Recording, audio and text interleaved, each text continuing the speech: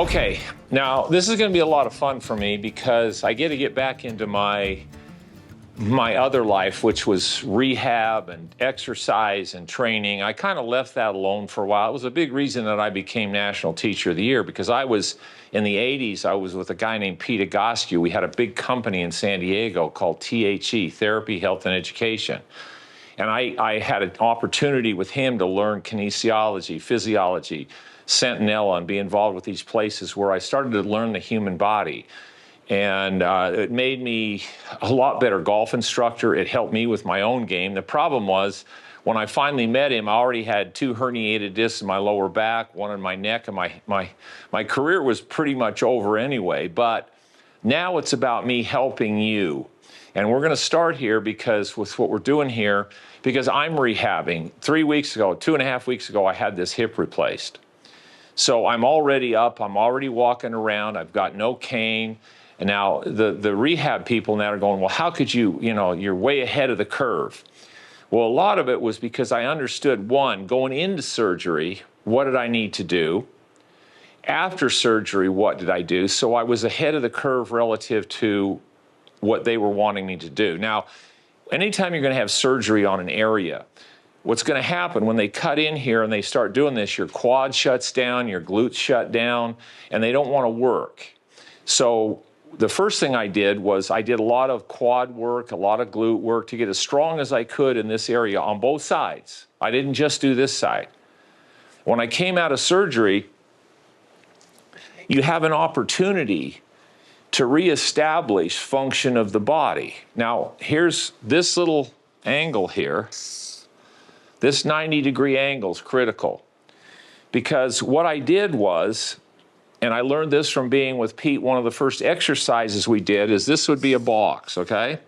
And we'd have people lay on the ground and put their legs up. Here's their head. So what you've created here is a 90-degree angle here, a 90-degree angle there. When I'm doing that, what happens is as I relax, my pelvis that's sitting like this goes into neutral. Most of you, if you lay down there, one hip will be up higher than the other one. You might have a big curve in your lower back, so your lower back's not touching the ground. If you lay there long enough, this flattens and this neutralizes. Once that happens, then I start to engage these quads. I start to do exercises to stretch my calves. I do things to get my glutes going.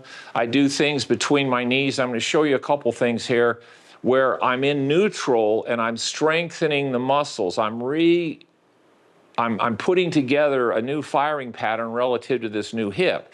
So this is a lot of fun for me, because after I have this hip and it gets better, I got to have the knee done. So I'm going to have a whole new right side. The other thing it does for me is I get to reestablish neutral, which most of you just, when you get through with golf or at the end of the day, if you just laid on the ground in this position and let your lower back stabilize, just come back to neutral, there's a lot going on here. These are very, very passive but very active exercises, just laying in that position.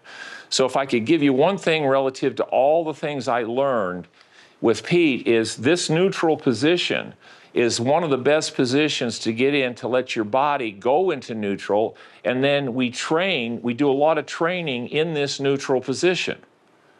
So when I started lifting weights and I was laying on the ground. When I started to strengthen my quads and my abductors and adductors, I'm laying on the ground in this neutral position because I'm not ready to load bear and have my joints lined up correctly. So anyways, this is just a really important thing to understand, is this 90-degree angle and this sitting position that neutralizes your hips. So before I go to these exercises, I want you to make sure you become an elite member, because as an elite member, we're going to have a lot more things on the site relative to these types of things. So you start to understand who you are and what's really valuable for you. I'm going to have Ashley, my daughter, who's now a holistic nutritionist. She's going to be talking a lot about things you can do, just what you take and what you put in your body relative to your performance. So you can be a lot better player and not do anything at the range if you just take care of your body better. So make sure you become an elite member. There's going to be a lot of new information for you that I've kind of stayed away from because I wanted to not be known as the fitness nutrition guy like I was back in the 80s. We're gonna lay on the ground, got my feet up. I got a band right here. I'm gonna lay down. Now these are some of the extra, I'm just gonna give you some ideas here. Now, when you lay down on the ground, what's gonna happen to most of you when you lay here, because you're so rounded in your mid-back, when you lay down, your shoulders aren't gonna relax and your head's gonna tilt way back like this. Some of you won't even be able to get your head to the ground. In that case, use a towel or something under your head. You wanna get to the point where your back relaxes and you're laying on the ground and you contract your shoulder blades. So I'm laying here and my eyes are looking straight up. Now I'm even tilted a little back.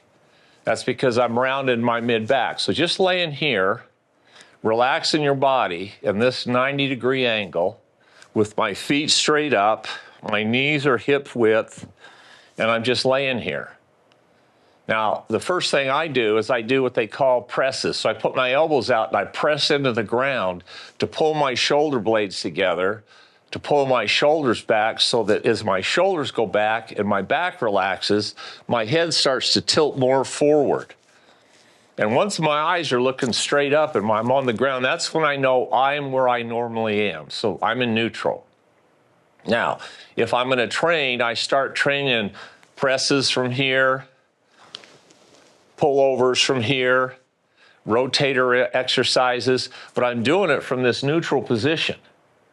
And most of you, if you do those exercises not laying on the ground, you'll incorporate the wrong muscle groups. Now, lower body. This band right here, making my knees, one knee move and the other stable, and the other knee move, and this one stable, this one move. This is working the muscles on the inside part of your legs, inside and outside part of your legs. These were a lot of the exercises that I did prior to surgery and I'm doing now, because that strengthens everything in your hips, and my back's in neutral, so I'm putting no pressure on my back. All right? Now from here I can do these. You start to do bridges. Now the better you get with the bridge, pretty soon you can do the bridge all the way up to where you're straight. Now that's a hamstring and glute exercise. So I was doing this in the bed. When I got out of surgery, I had my legs up on a foam thing at 90 degrees, and I'm laying there, and I'm doing little teeny bridges. And I'm doing little motions with my knees. So I was getting on it the minute I got out of surgery, just doing little teeny tiny motions. Now you can also take a ball and put it between your knees, and then you squeeze in on the ball as hard as you can. Now the ball needs to be just about the width so that your knees are about the width of your hips. What you don't want is something that lets your knees squeeze way in so your knees are here and your hips are out. So I put up this ball between my knees and I lay there and then I just squeeze really hard on it a couple of times. Then I've got the band, then I try to go out, squeeze in, go out, squeeze in, go out. So I'm in neutral, and that in and out is activating all these muscles in my hips and in my pelvis with my pelvis in a neutral position. All right, so those are the things that I started with. Again, all of you, if you would just lay on the ground, put your hands on your stomach, take deep breaths, and breathe from your diaphragm. I mean, that looks easy. But a lot of you, when you lay on the ground and you try to breathe from your diaphragm, you'll breathe from your chest. So this is diaphragm breathing, and you're trying to relax your lower back so it settles into the ground. Now you say, well, that's not a real active exercise. It is extremely active into what's happening in my pelvis and my lower back, because all those muscles are starting to relax into neutral. Okay, what I'm gonna do, I've got a jump rope here. You can use a towel or whatever, but this rope has to go over your foot. And then what you're doing is you put it on your toe and you pull back and it stretches your calf. And my leg's just in a straight line. Okay, so I'm stretching my calf, but my hips are in neutral. See, most people, when they stretch their calves or their hamstrings, when they try to stretch them, their body bails out of position and their pelvis rotates. See, my hips are flat on the ground, and I'm stretching my calf muscle. Now, if I release that and I put it down towards my heel, so now my toes relax, but now I pull back, now I'm stretching my hamstring. And I'm only going as far as I can go and keep my legs straight, pull on my hamstring, and have my hips stay flat on the ground. Because if my hips start to twist or one side comes off the ground, I'm not stretching my hamstring anymore. So the calves and the hamstrings are the other thing I spent a lot of time on stretching before I went into surgery, after. I've been doing these exercises for 35 years. It's a big reason why my back has been manageable, even though I had the injuries that I've had. So I would encourage all of you, start right here. You want to do presses, do them from right here, because now the ground is supporting you and you're not going to hurt your shoulders, and you're going to do it in the right position. Rotator exercises, you do them from here. Anything you could do to strengthen the inside, outside muscles, your quads and your glutes. So anything you could do, these little teeny presses with the ball between your knees so your knees don't cave in. So you're maintaining your structure and you're moving.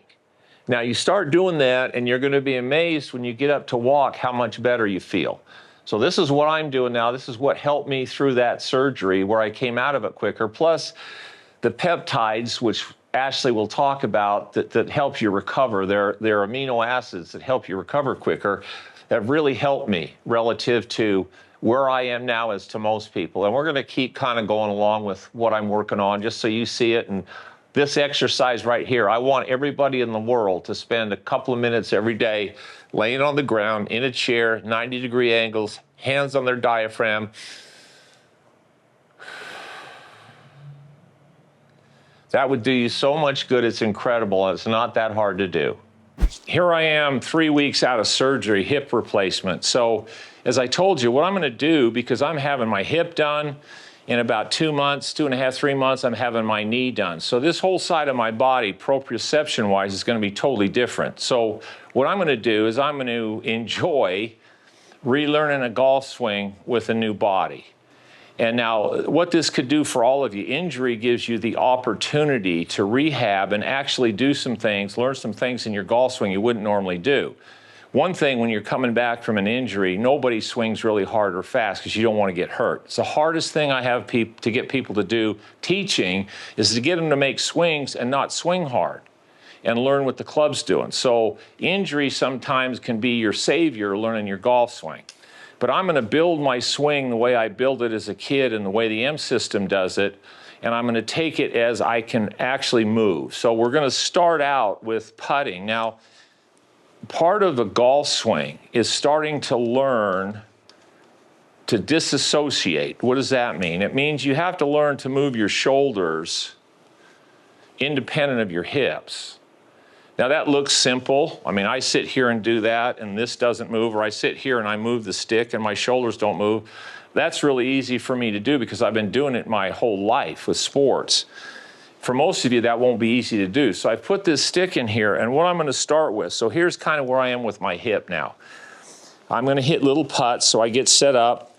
Now I start with just my right arm, so it's line of compression, but if you watch the stick also, the stick doesn't move. And then I go to two hands.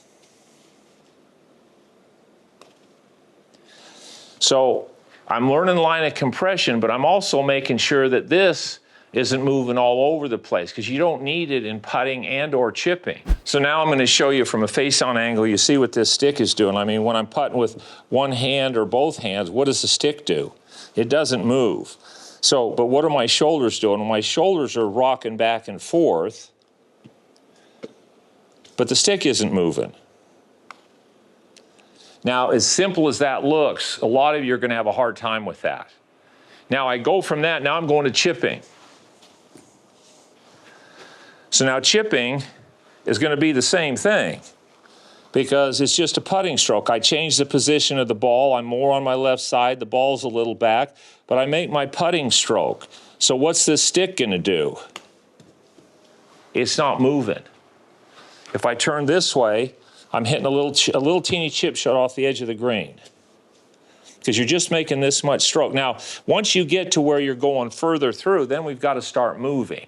But for these little teeny chip shots, setting up and staying very consistent with the bottom of your swing and no speed producers like hip turn, you get really consistent with hitting it. So I'm practicing this a lot.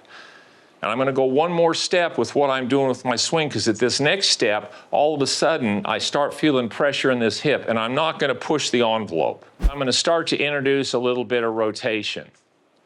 Now, as you introduce rotation, you want the circle of your hand and the rotation of this, you want these to match. You see what I'm doing here? So if I turn this way, as I come down into the ball, this stick or this hip is moving back as my hand comes through the ball. You see what I'm doing here?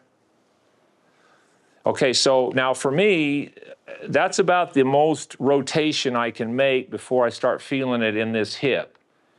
Now, there's no weight on my right foot, so I don't feel it much in my backswing, but as I go through and my hip keeps turning, it starts to pull my right knee and hip forward, which twists this hip. So here's what I'm practicing first. I'm starting with little one-handed shots. Now, if you watch, see the rotation, the club going through the ball and the rotation of the stick are the same. Now I'm going to put two hands on it. And now when I put two hands on it, not only am I making sure my right hand works, but now my left hand's got to do what it's supposed to do. So these two hands are working together, and this stick and this hip. So now I'm making sure that those work and that they rotate together. This stick and the club rotate together. Now, learning the face and how it works and learning how this ties together, you cannot spend too much time doing that. And because right now, what I've got with this hip, there's only about that much swing here and that much over here that I can make before it starts to do some things I don't want to do. So I'm going to stay there, and I'm going to reinforce those fundamentals, how my arm lines up with the shaft, how my right hand works, how my left hand works, start working my hand action correctly, and how my body rotates relative to the club at really slow speeds. That's the key. I'm anticipating when I get through this, my golf swing is even going to be better and more consistent, because I'm really reprogramming neurological patterns that I was really pretty good at, but I'm going to get better.